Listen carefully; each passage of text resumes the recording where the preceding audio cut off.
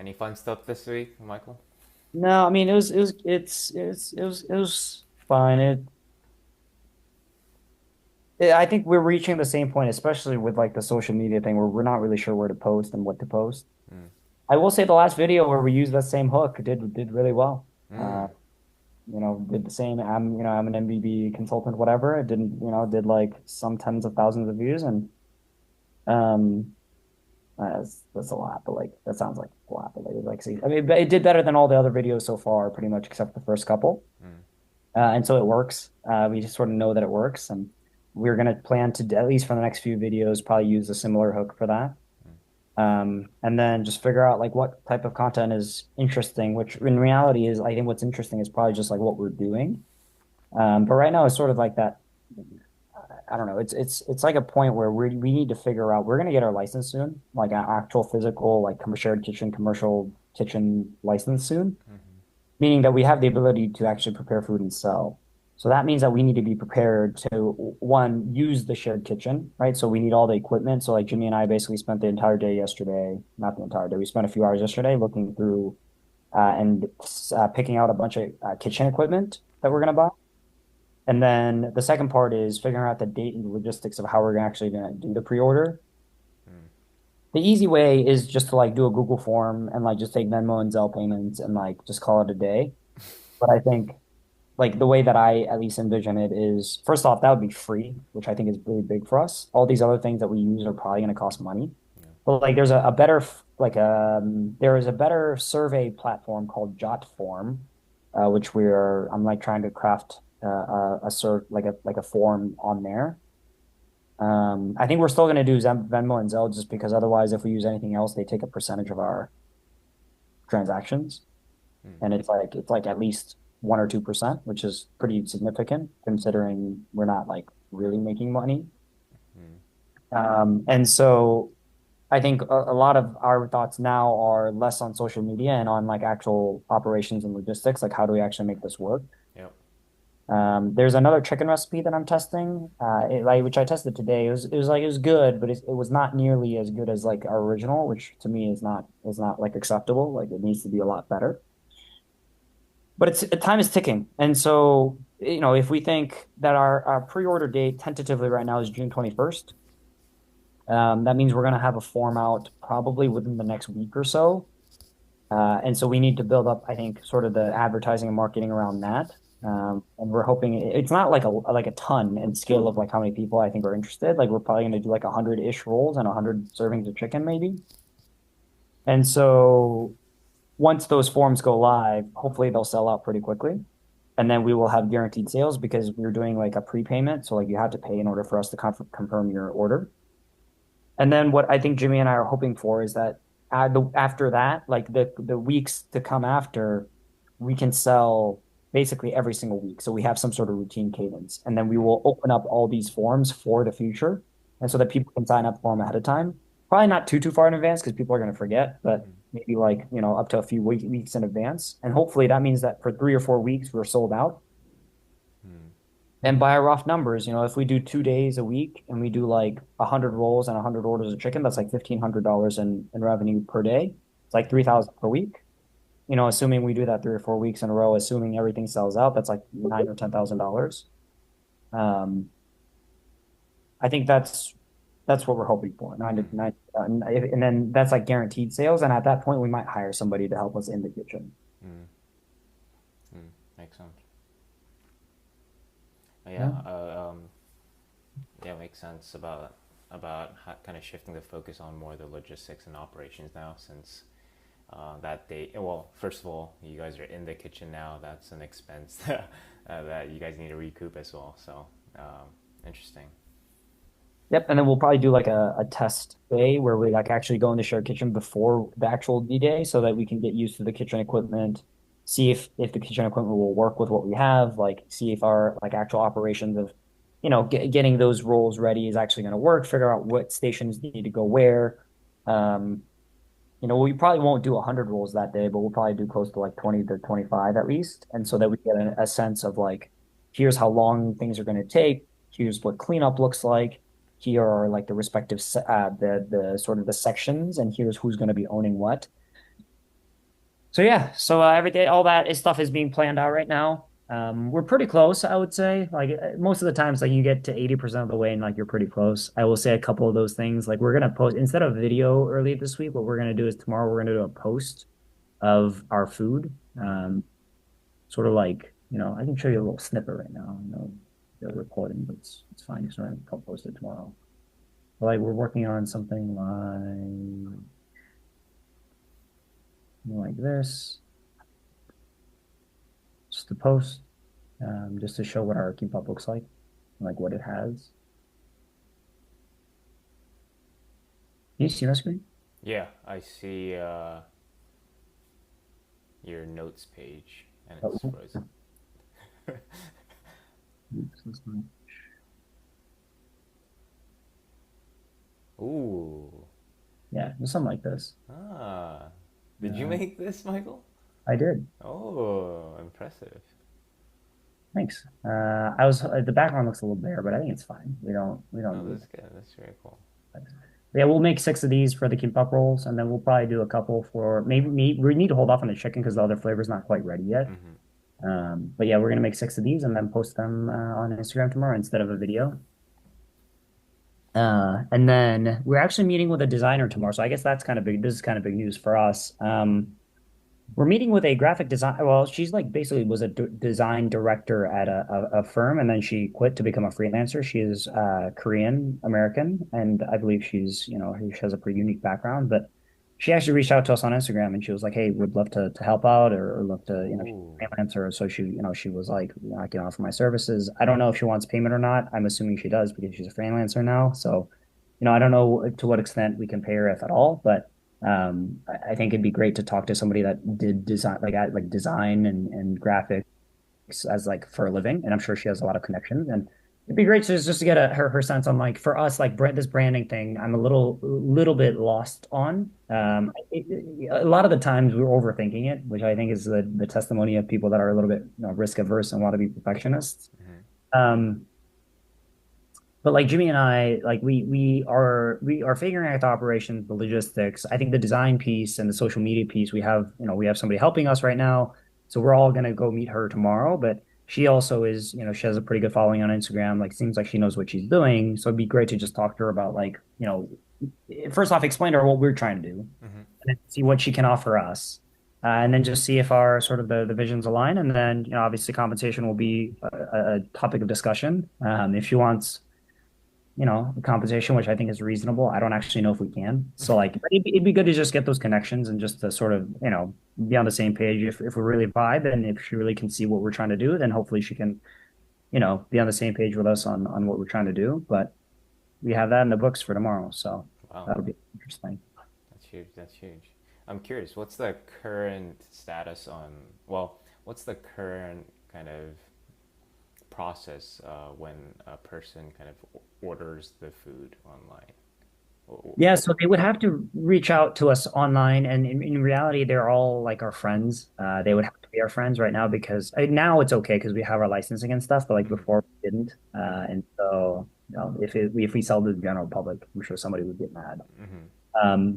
But we have all our licensing now, so we can sell. But basically, they would have to reach out to us. They would have to tell us the date, obviously what time, if they want to pick up or delivery, and then what Mm-hmm. the order is going to be. And then if it's like an organization, for example, if it's a church or something like that, then we would send them an invoice, and Mm-hmm. then we would take payment either through Venmo or Zelle to our business account, Mm. and we would deliver or they would pick up either or. We do definitely prefer pickup. Like Right. deliver, we do charge an extra delivery fee, Mm. but we have delivered before, especially if it's for bigger orders.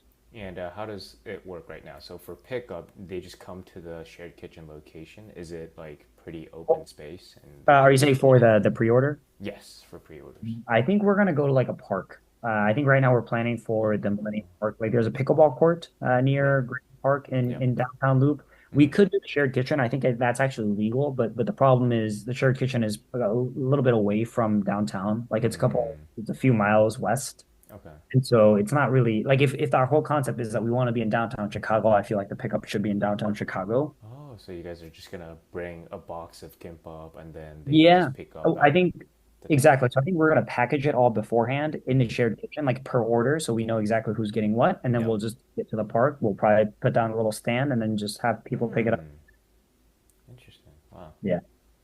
Hmm.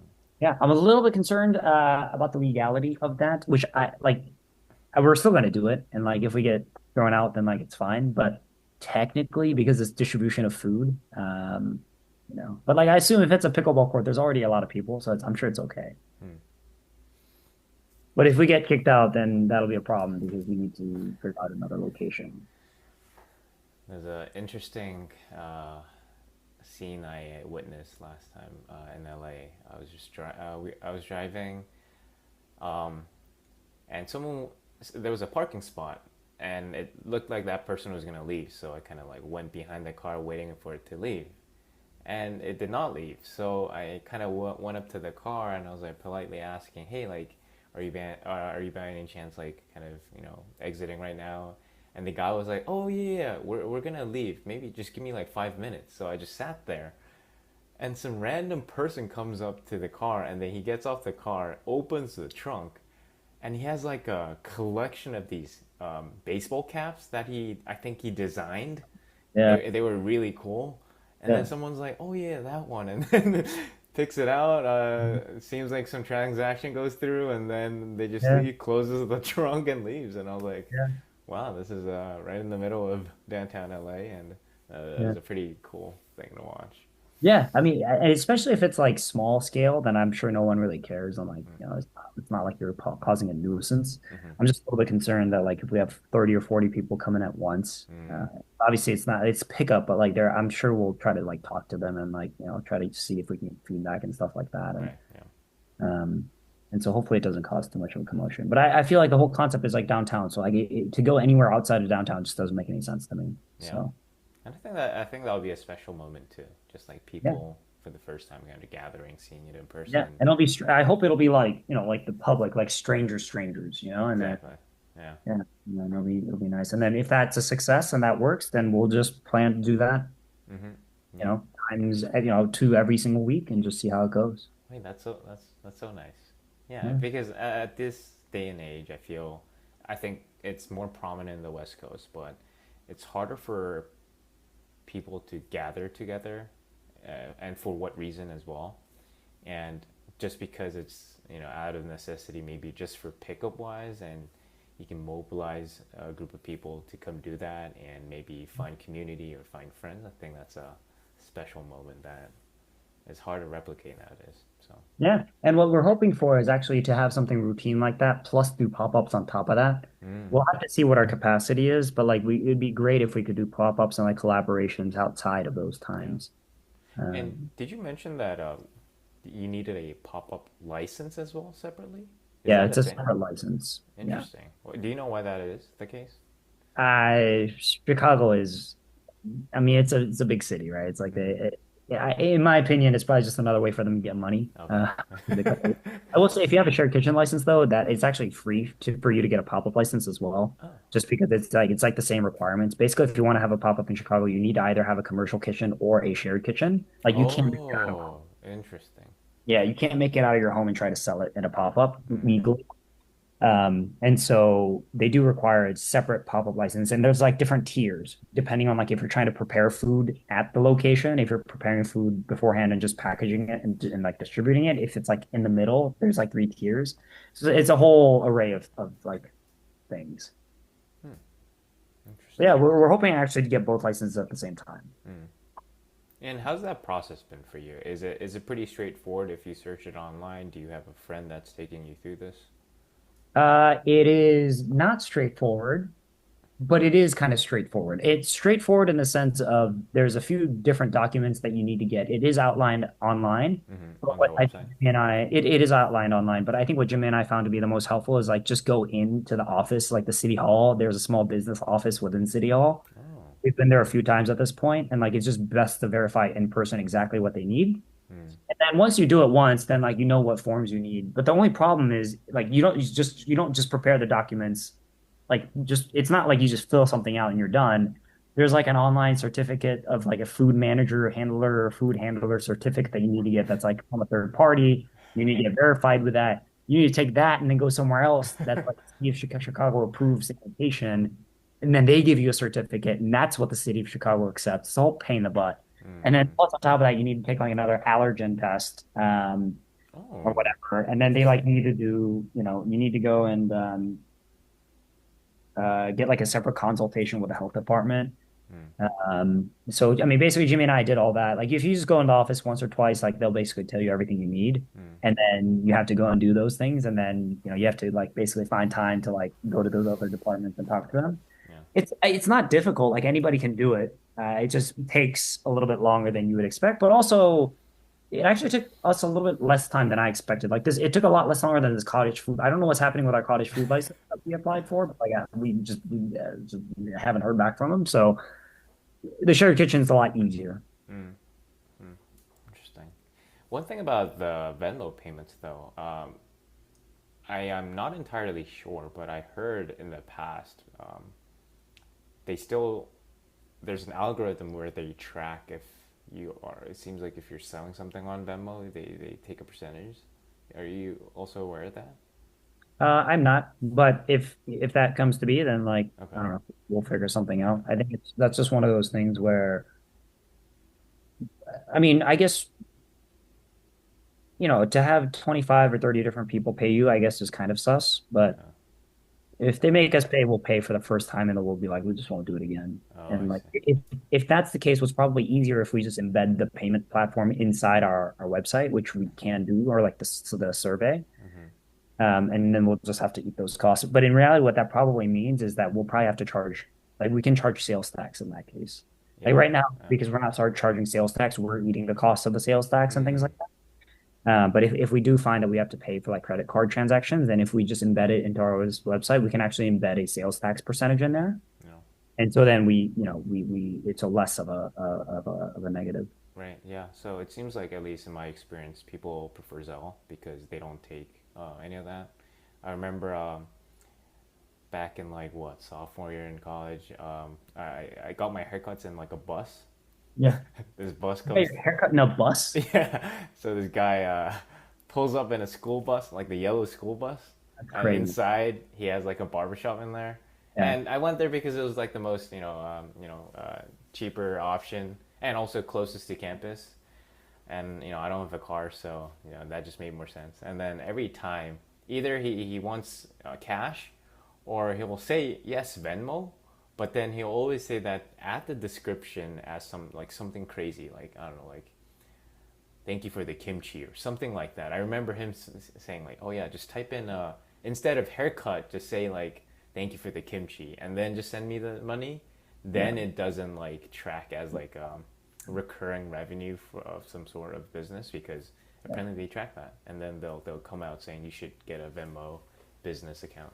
Yeah. Which is smart and Yeah, smart for Venmo, bad for us. But yeah, yeah, I mean, if that's the case, then yeah, we'll stick with Zelle. If people don't have Zelle, I think. I mean, yeah, I will say this sort of pre-order thing is how we're going to start with things, but I think we definitely need to think big, right? Like we can get a payment platform, like we need to be able to take credit cards and stuff like that.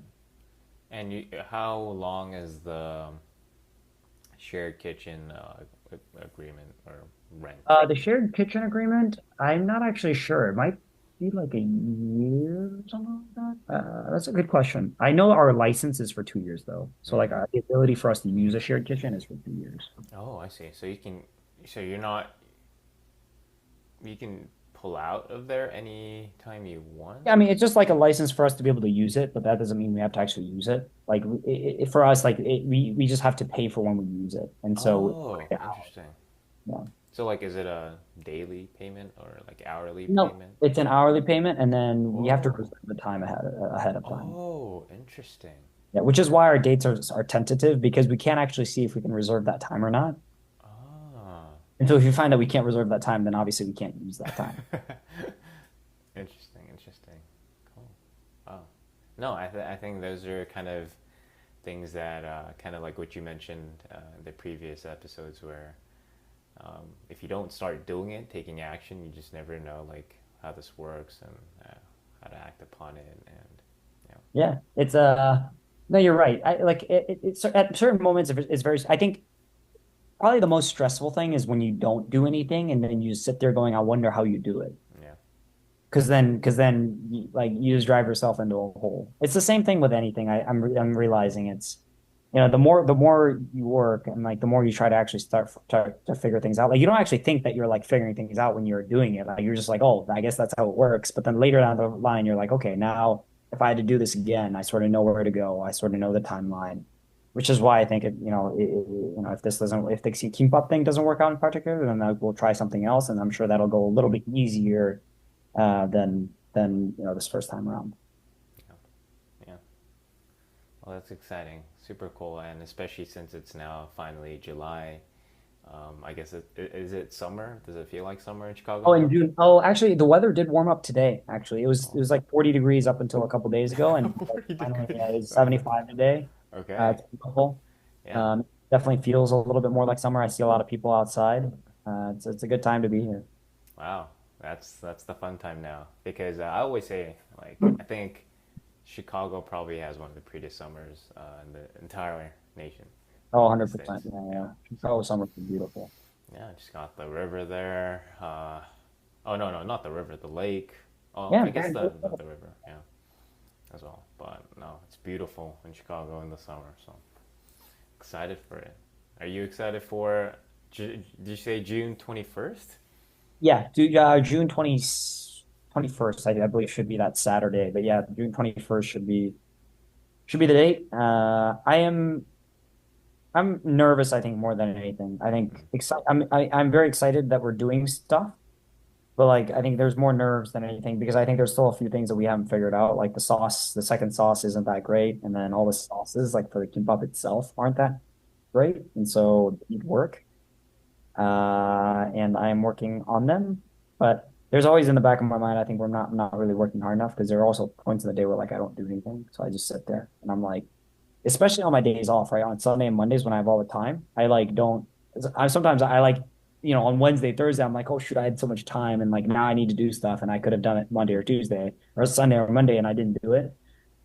So there's always a thought that like I need to be working a little bit harder. So I'll be excited for when we actually start doing stuff because then you will be forced to work hard because like you don't have another, people are actually counting on you and they pay you. So Seems like you're a person who can thrive under pressure. Does better under I pressure. I don't know. I hope so. I don't know if that's the case, but I think I'm sure you said it yourself right earlier. It's like the same thing where like if you have 24 hours in a day, you only need to do something that takes you 3 hours to do. Realistically, you don't do it in the first 3 hours of the day. It usually takes you a little bit, especially if there's nothing else going on. Hmm. But like if you know you're busy, then like you tend to move a little bit faster.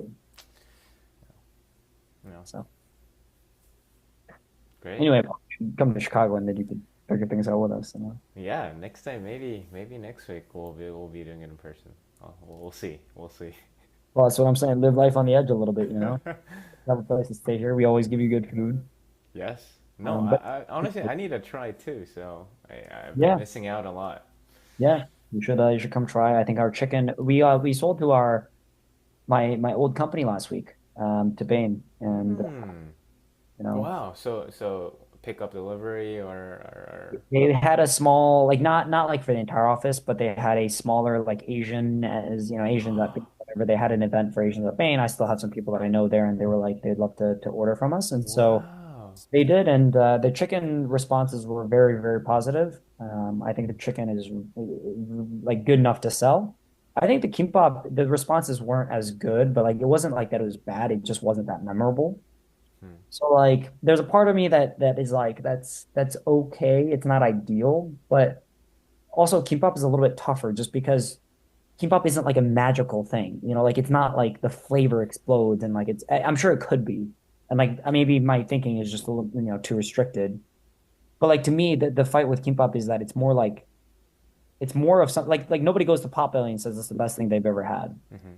Right? Nobody goes to Chipotle and I mean, some people really like Chipotle, but like they're not like it's the best food I've ever had. It's really good. It's good enough, but it's really more convenient. It's accessible. It's cheap, and it's good value for your money. I think those are the points that we need to try to hit with the kimbap more so than like this is the best thing I've ever tasted. Granted, it needs to taste good. So Yeah. you know, I I think there's mean, still something really good. maybe people are familiar with the purple rice. I Yeah, wonder. Like I mean, as a Korean, I love purple rice, and when I get the chance or option to do so, I'll take that. yeah. But for some, maybe they're more familiar with those. You might be right. Yeah. You might be right. Like I just again, this all goes back to the idea. Like we just need to sell. What do people think? And like what do people's, and if we can get people's feedback, that'd be even better. But I think usually what ends up happening is like hopefully through data we can tell. Yeah. But like I don't know. So this is where you start getting overthinking is like if you do this pre-order stuff and like you use social media, it's not really that accurate, right? Because a lot of the times it's the hype that will get people in, but it's Yeah. not like the repeat customers very often. Mm. So sometimes I'm like, maybe we just need to go find a storefront and just like commit and figure it out there. Which honestly, that's how most people do it, right? So I don't know.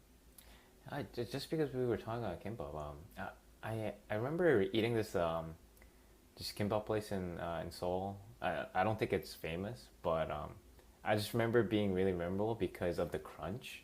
Hmm. And I know some people they prefer having some type of crunch in their food, and I was wondering what it was. And when I asked the person over there, it was basically imitated crab, Hmm. but they peeled off the pink part Hmm. and fried it.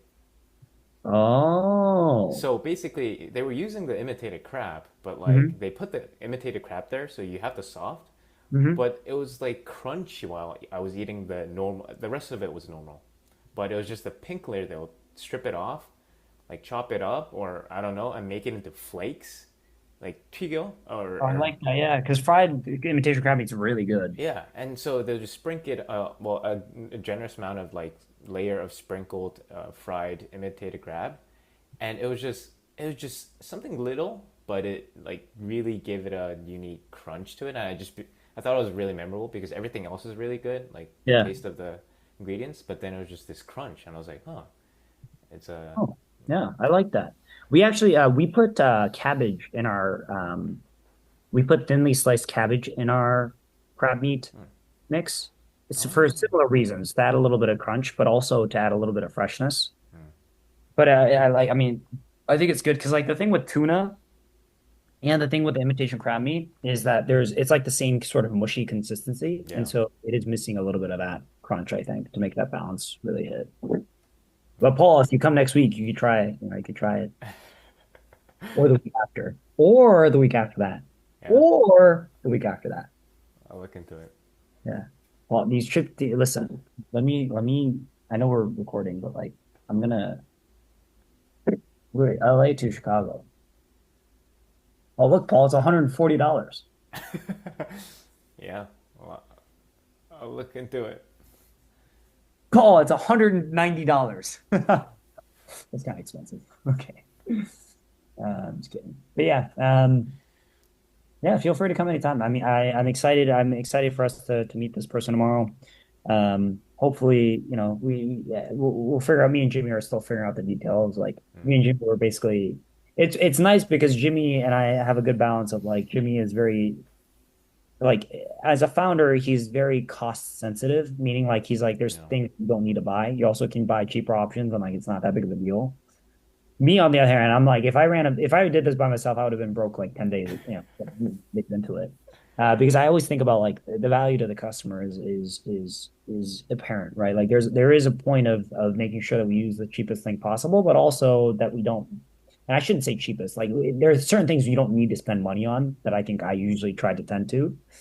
But there are also things where like the quality to me matters, right? And like the little things end up mattering. Like this survey thing, the site is an example where like Google Forms could have done it just as well for free, but to me that's like a high school college project, right? Like just doesn't resonate the same. And then it's just like there's this rice cooker where like I want cuckoo, like we need to buy a commercial rice cooker and like I want cuckoo because like that's what I use like in the restaurant that I see and it's like it comes out with really good rice. yeah.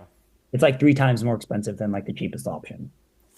And so Jimmy's like, we don't need cuckoo. And I'm like, I would love to have cuckoo.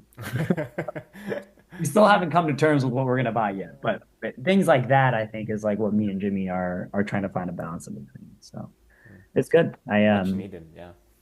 I agree. I think leaning one way or too far into either is not good. So there's I think a healthy amount of tension there. Yeah. Well, exciting times, Michael. We'll catch you next week, and looking forward to some updates on how everything goes as well. Sounds good. Sounds good. We'll see you next week. Yeah. See you next week.